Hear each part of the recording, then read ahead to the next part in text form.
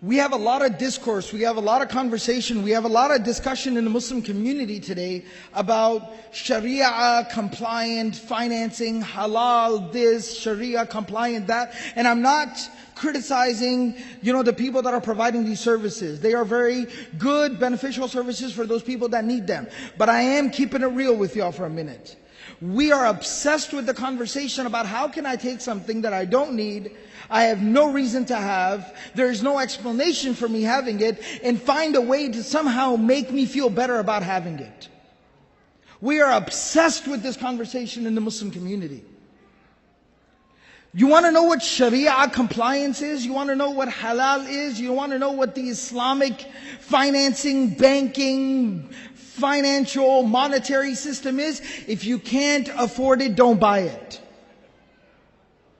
That's Islam. That's Sharia compliance. If you never buy anything you don't need, you are living a Sharia compliant lifestyle. That's as simple as it is. And I know it sounds oversimplified, but it's really not. Wallahi, it's not.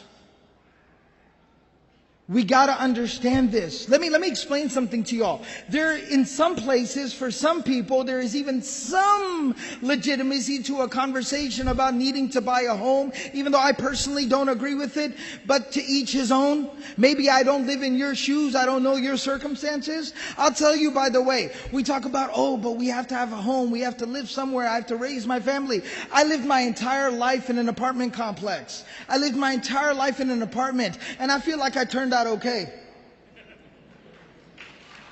You understand? I'm trying to be real with y'all for a minute.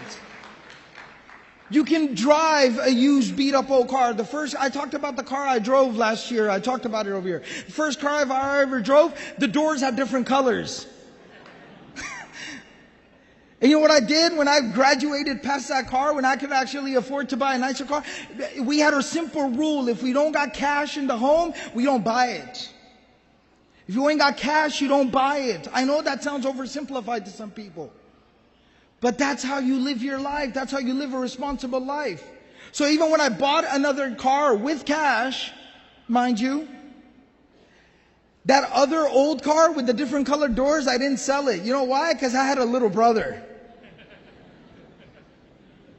It was too good of an opportunity to pass up. And I made him drive it until he drove the wheels off of it.